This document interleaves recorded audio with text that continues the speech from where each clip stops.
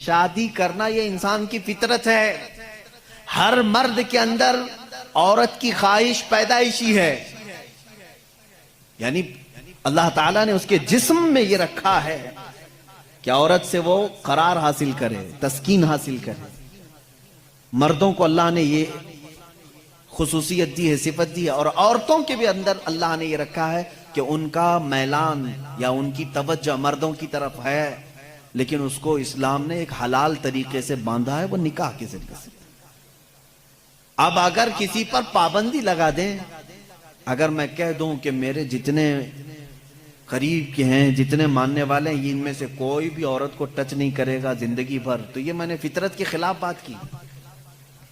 یہ فطرت کے خلاف بات کی. میں بول نہیں سکتا کہ تم شادی نہ کرو، نکاح نہ کرو، اور اسلام نے کبھی بھی ایسی پابندی نہیں لگائی.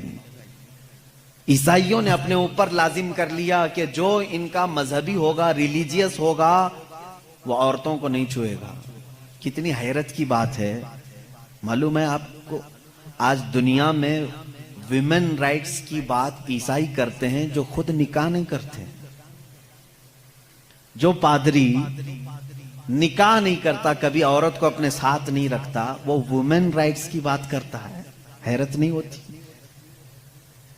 کچھ نن ایسی ہیں جن کو زندگی بھر کے لیے پابندی لگا دی گئی کہ اب تم کسی مرد کی بیوی بن نہیں سکتی. سنیاس لے لیا اس نے، وہ کبھی یہ راستے پر آ نہیں سکتی. یہ فطرت کے خلاف ہے، اور ہم نے اس کے انجام دیکھے ہیں، بلکہ اخباروں نے آپ سب کو بتایا بھی ہوگا. حقیقت ہے کہ جب فطرت کے خلاف کوئی بات کی جاتی ہے تو وہ چند دن تک تو چل سکتا ہے، لیکن پھر کہیں غائبانہ طور پر لاوا پھوٹ ہی جاتا ہے. اور اس کا انجام دیکھا ہے کہ کئی چرچ ایسے نکلے جہاں پر راہبوں نے نن اور دوسرے آنے والے بھکتوں کو ہی نہیں بخشا. یہ حالات ہوئے ہیں. اس کی وجہ یہ ہے کہ فطرت کے خلاف یہاں پر حکم دیا، یا انہوں نے خود اپنے آپ کو اس طرح کا کیا. اسی طرح سے بعض دوسرے مذاہب میں بھی سنیاس لینے کے جو طریقے بتائے گئے ہیں، اسلام اس کا قائل نہیں ہے. اسلام معاشرتی مذہب ہے، سب کے ساتھ رہ کر کے جینے والا مذہب ہے. اگر دنیا کو ترک کرنے کا مطلب یہ ہوتا کہ انسانوں میں نہ رہا جائے، تو کبھی رسول کریم صلی اللہ علیہ وسلم مدینے جیسے شہر میں رہتے ہی نہیں، جنگل میں جا کر کے رہتے ہیں، کنارہ کشی اختیار کر لیتے. لیکن اسلام معاشرتی مذہب ہے، یعنی لوگوں کے درمیان رہنے کا مذہب ہے، دین ہے. ہم سنیاس نہیں لیتے. ایک صحابی، 3 صحابہ حضور صلی اللہ تعالی علیہ وسلم کے حجرے کے باہر کھڑے ہو کر کے یہ باتیں کر رہے تھے. حضور صلی اللہ علیہ وسلم رات کو عبادت کے لیے کھڑے ہوتے تو آدھی رات گزر جاتی تھی. تو تینوں نے دیکھ کر کے کہا یہ تو بخشے ہوئے ہیں، یہ معصوم ہیں، ان سے کوئی خطا نہیں ہوئی، اس کے بعد اتنی عبادتیں ہیں ان کی، ہم جیسوں کو تو کیا کرنا چاہیے، بڑی عبادت کرنی چاہیے. جب رسول اتنی عبادت کر رہے ہیں، تو ان تینوں صحابہ میں سے تینوں نے کیا کیا جانتے ہیں؟ ایک نے یہ اس دن وعدہ کر لیا، آج کے بعد سے میں کبھی کسی عورت کے پاس جاؤں گا ہی نہیں، زندگی بھر کے لیے عورت کے قریب نہیں جاؤں گا.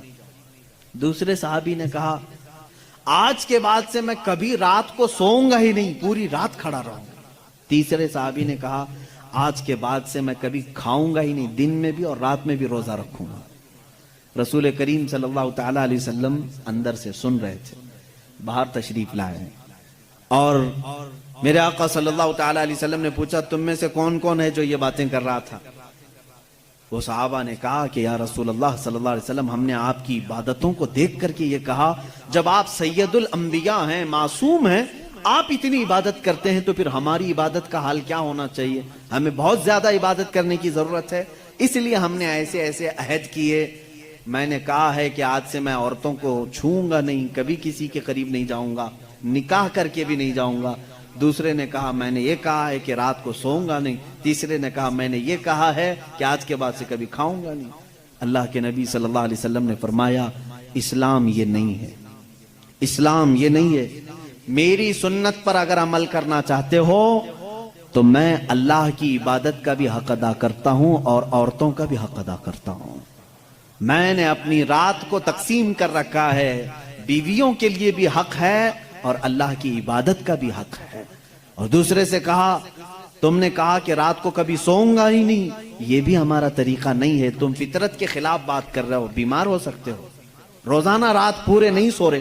اب یہاں اس پر میں رک کر کے کہوں گا، حضور صلی اللہ علیہ وسلم نے اس صحابی کو منع کیا جو یہ کہہ رہے تھے میں رات بھر عبادت کروں گا. حضور نے فرمایا میری سنت یہ ہے کہ میں تھوڑی رات آرام کرتا ہوں اور تھوڑی رات اپنے رب کی عبادت بھی کرتا ہوں.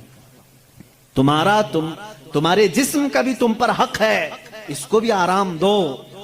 اور پھر تیسرے صحابی سے کہا میری سنت یہ ہے کہ میں افطاری بھی کرتا ہوں اور سحری بھی کرتا ہوں اور روزہ بھی رکھتا ہوں. ایسا نہیں کہ پورا پابندی کر لیا، جبکہ وہ رسول جن کو اللہ تعالیٰ جنت سے کھلاتا پلاتا ہے، اس کے باوجود میرے آقا صلی اللہ علیہ وسلم فرماتے ہیں کہ کنٹینیو روزہ رکھنا نہیں چاہیے، کہ تمہارے جسم کا تم پر حق ہے، کمزوری آ جائے گی.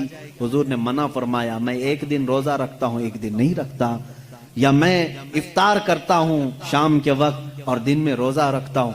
اس کا مطلب یہ ہے میرے عزیزو، اس پوری حدیث کا خلاصہ یہ ہے، اللہ کے نبی صلی اللہ تعالی علیہ وسلم نے جو حکم دیے، اسلام کا خلاصہ یہ ہے کہ اس میں کہیں پر بھی افراط و تفریط نہیں، یعنی بہت تنگی والے حکم بھی نہیں اور بہت ڈھیل بھی نہیں. اسلام درمیانی راستہ ہے، درمیانی راستہ ہے.